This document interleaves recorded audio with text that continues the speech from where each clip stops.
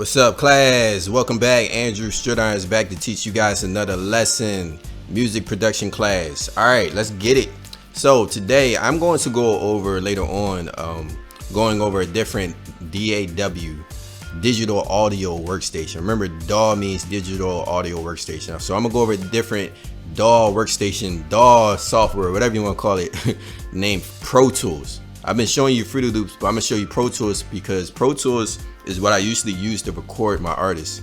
So with that said, let me just give you a quick explanation, some tips on how to work with artists as a music producer. So number one is, remember, every artist is unique. They're also the most important person in the room. So when you're working with artists, make them feel comfortable. And key thing is have patience with them because every artist is unique. Some artists are going to irk your nerves more than other artists, but you have to make the artist feel like they're the artist. And you know that you're the magician, you know that you make things happen, but make them feel comfortable, make them feel important. So number two, invest time in getting to know the artist. You wouldn't have never known this, right? So take the time to get to know the artist. You don't have to know every detail, but take time to know them because it helps you both to gel together, to work together better, easier, more efficiently. So knowing the artist helps you to know what they like, know what they don't like, vice versa. Number three is clearly define roles and expectations. So take the time to discuss before you record what roles the band members had, what roles different artists had before they start recording. And if there's people with you producing music or writing music or doing whatever, engineering the music, make sure that these roles are written out. That makes things go more smoothly and more efficient. Number four is don't critique without having a solution in place. When you have a critique to give to an artist, make sure you give a good reason. Just saying no, that doesn't work is not going to cut it. Make sure you tell them why that's not going to work for this track or why this may sound better for this piece of music. So make sure you have a good explanation. This is why it's also good to have a good ear for music and to do your research, to listen to different genres of music, to study different genres, how genres sound, what goes together. So know your stuff too. Number five is when the artist is in, you're in production mode. So when the artist is in, you want to make sure you are ready. Before the artist come to the studio, you want to make sure you get prepared, open the session up, make sure you have all the instruments laid out, make sure you have the vocal tracks opened already for the vocalist to sing to. So you don't want to be in the studio when the artist is there fumbling, looking for different instruments. You don't want to be fumbling and looking for whatever it is on your software. You want to make sure you are ready and set to go. All right, y'all, so here is my Pro Tools session, going through a different session today, going through a different program today, because I want to show you some vocal tracks when I'm recording artists in a booth, how I go about the process of recording them, what the vocals look like, what the lead vocals look like. I got a dub track I'm gonna go over, and he didn't use dubs for this. I got Ad-Libs, and then I'm gonna go over the hook for this song. This is hip hop, so we call hooks, and we call choruses when they're singing. So let's go over some of the fundamental stuff for y'all. All right, first I got the two tracks. So what I like to do is, for my Fruity Loops program, I like to mix there, I like to master there, and I like to drag in my track from my Fruity Loops session and put it into Pro Tools. So this here is my Fruity Loops beat.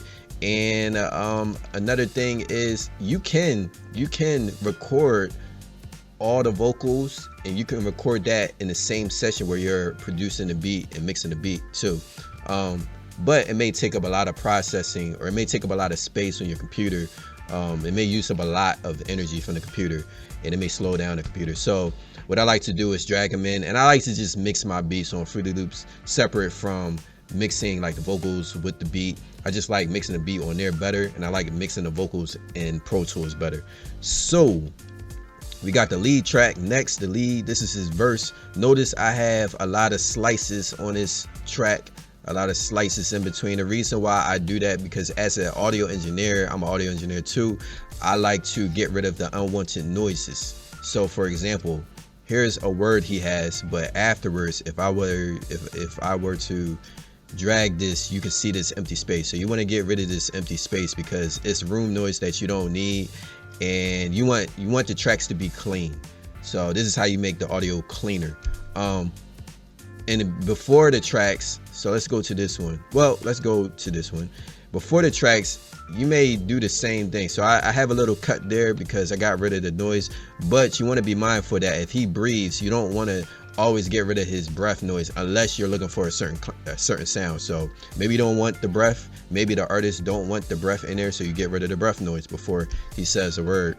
For hip-hop, usually you hear them breathing before they say a word. All right, so I do that too with the other tracks, my hooks. A lot of times artists will come in and they may see this and they may be like, man, you did a lot. Yeah, I did a lot because I want this to sound as best as it can for you. You're paying the money. But that's the gist of the lead track. When you're working with artists and they're recording lead vocals, whether they are singing, whether they are rapping, keep in mind that, for example, this is this guy's whole lead track right here. This is his whole verse, first verse. So he may either be able to get through the whole verse without messing up, or he may not be able to get through the whole verse without messing up. If he is not able to get through the whole verse without messing up, he keeps messing up at a certain spot, for example, like right here, he messes up, then you may want to suggest, all right, how about we punch in after this one? Now, what punching in is allowing the artist to just record after this track plays. So when you punch in on Pro Tools, you just highlight the whole area you want to punch in. So maybe he just wants to punch in that part after these vocals. So I have everything set up in Pro Tools already, and if I want to do like a certain amount of bars before, if I want him to hear the track before punching in, I'll put 1, 2, 3, however many bars you want to put in before the recording starts. So I'm gonna put in 1 bar and it's going to play before it punches in, and I'm gonna do an example for you. Get down till I'm in my seat. Check it. All right, so I punched in right there. You can see the audio clip just went over the old audio clip, and let's play it real quick. I'm in these streets. Yeah, get down till I'm in my seat. Check it.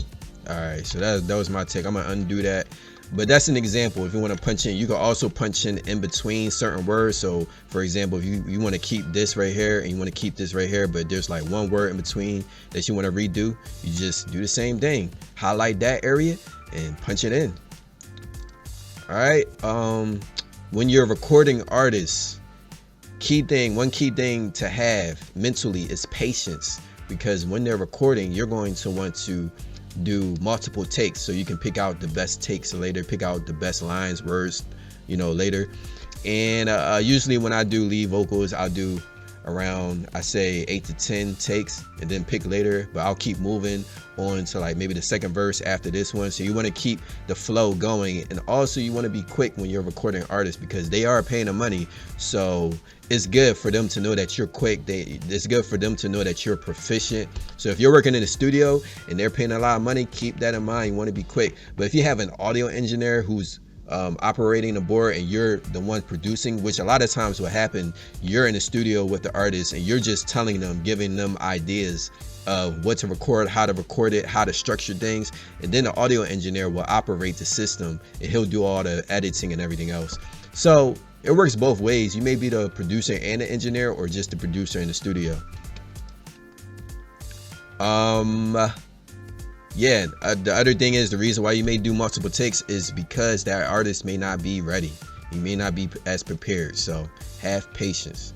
Now these other 2 tracks, we decided not to use them, but I dragged these in here because these could be dub tracks. Now dub tracks is what makes the lead vocals fatter. So if I play these 2 dub tracks with the lead vocals, it's going to accompany the lead vocals. Are you okay, Annie? Mike Jackson, I'm on these beats. Tell my peeps I don't need no gravity. All right, so you can hear all 3 of the tracks, 2 dubs and 1 lead. Now if I just play the dub tracks. Are you okay, Annie? Mike Jackson, I'm on these beats. Those are the dub tracks. Now usually producers, engineers will do 2 different dub tracks, and they will pan 1 left, 1 right, and they'll have the lead track right in the middle. You may also want to put effects. Now I think I'm gonna go over some effects in another session. I'm gonna go over some other things in another session, but let's move down to Ad-Libs. We have Ad-Libs right here. You know what Ad-Libs are, right? Ad-Libs is like the hype piece of the song. Think of a hype man. So here's some Ad-Libs for this.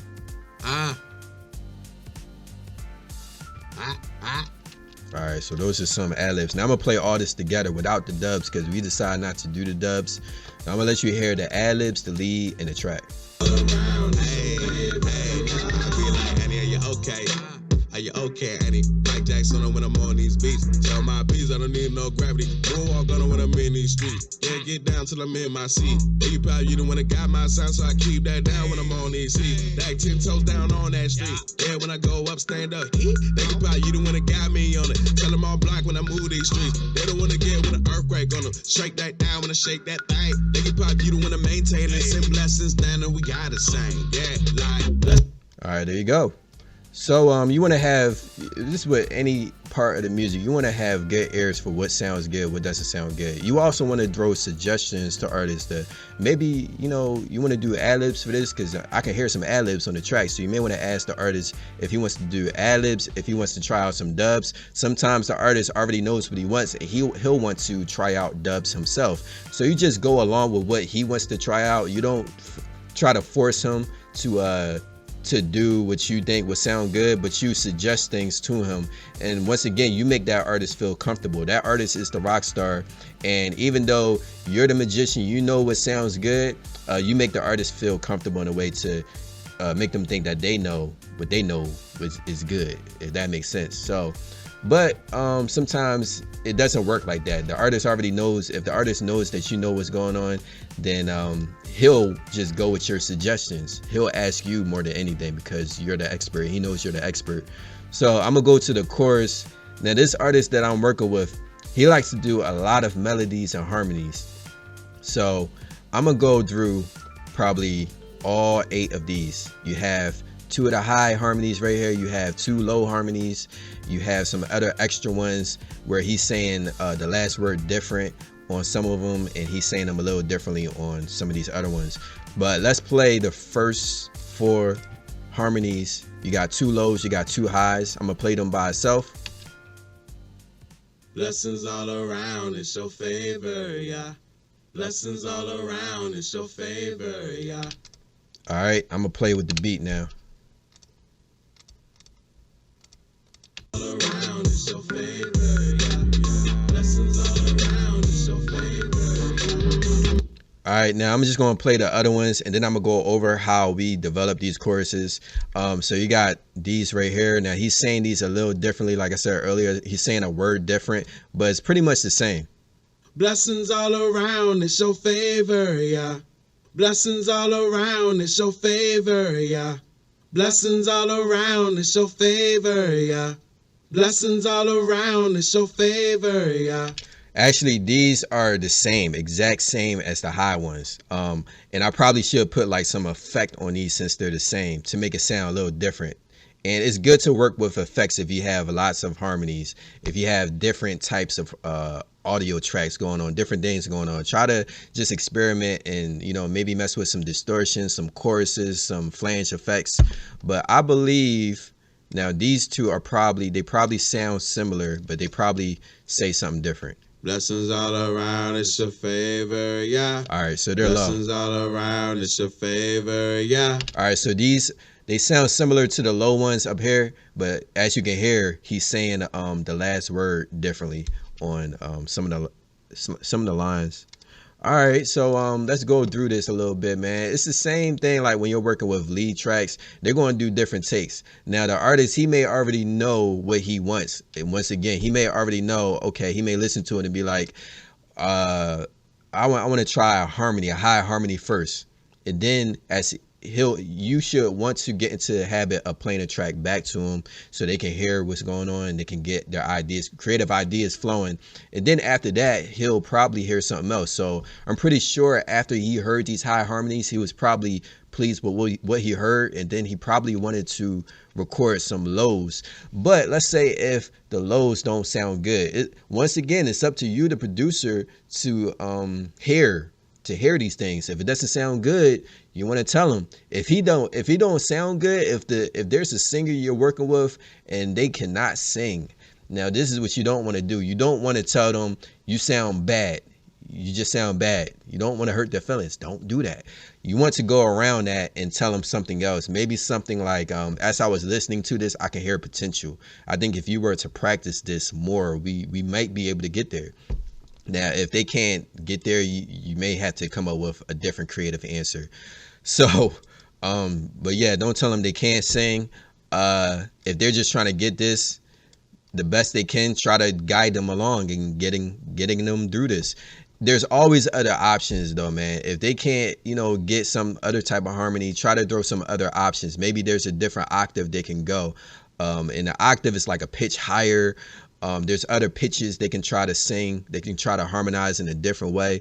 So always have the ear to give them options of what else they can do with this chorus. And maybe harmonies isn't the best route to go with this, but as I was listening to this, it sounded good to me. I helped him here and there, I'm pretty sure, told him what didn't sound good, told him what does sound good, and he worked with me. He's the type of artist who's willing to work with me, and he's the type of artist who will always ask me questions because he knows that I have a good ear for music. So I think I played the rest of this. I'm not sure, but let me play the rest of this. And the reason why I added, like, for example, I didn't add these till later is because when you are creating hooks that's this long, you want to build some type of dynamics in your music. You don't want it to sound the same all throughout this whole length. This is, I believe, 8 bars of the hook of the chorus. You want it to build dynamics. So you want this half to at least have a different tone in it. So the lows come in on this part right here. Lessons all around, it's your favorite. Lessons all around, it's your favorite. All right, and down here I have a hook solo. It's like an ad-lib right here. So he's singing "Thank you, ya." Thank you, ya. And right here I have another ad-lib hook. Now, same thing. I didn't put these into the second half of the hook. Lessons all around, it's your favorite. All right, so that's pretty much it, y'all. This is what I wanted to go through with y'all today. Working on vocals, working with artists when they're in the booth recording, and have patience, man, and always have fun, and I think next class I want to be able to go through this more thoroughly, maybe equalizing the vocals more, and yeah, we'll see. So let's go on to the next segment. All right, class, so this is the last segment for this lesson. So as you can see, I got 2 different instruments. Just like one of the classes, I did a 4/4 time signature with instruments. I think I had like 4 instruments. I only played like 3 or 2 of them. So I'm just going to make it easier for myself and you guys. If you want to do 3 or more, go ahead, but choose 2. And we're going to do a different time signature. So this time signature is going to be 3/4. So remember I said there's different time signatures in music. 3/4 is also a popular time signature. Usually you'll hear 3/4 in the genre of soul or R&B. So those two, they usually, and folk and country, those are the type of genres that you hear 3/4. Now, I would say also look up some 3/4 time signatures musically. One of the songs that I found today is a song by Alicia Keys, and I believe the name of the song is Falling. So look that song up, look some other songs up, listen to it, and try to count the 3/4 time signature in that song.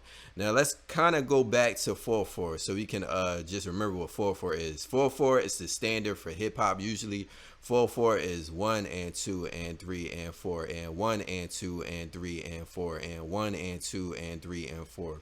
So there's 4 beats to a measure. So a 3/4 is 3 beats to a measure, and sometimes a 3/4 is called a waltz time. It has a swing to it. So a 3/4 is 1 and 2 and 3 and 1 and 2 and 3 and 1 and 2 and 3. So with that said, what I want you guys to do is find a 3/4 time signature metronome or your phone or your computer, and I want you to play that metronome while you're playing your instruments. So what you guys, the other challenge, what I want you guys to do is play 4 different types of rhythm non-stop. So always play one of these as number 1, because just like a drummer plays 1 as the kick instrument. He usually hits the kick as number 1. So for example, if this is my kick, if this is my number 1, I'm always going to go back to this as number 1. So let me give you a quick example. 1 and 2 and 3 and 1 and 2 and 3 and 1 and 2 and 3. So if you can also find a metronome that has a kick already on 1, that may be easier for you because you can actually hear what number 1 is. If not, that's fine. What I'm going to do is play a metronome that has a BPM of 100. And also, if you want to find a slower metronome, it may be easier because, you know, it may be easier for you to keep a rhythm to a slower beat. But this is 100 BPM. So I'm going to make this my kick. So this is going to be my number 1. I'm going to play my BPM, my metronome, and let me give you an example.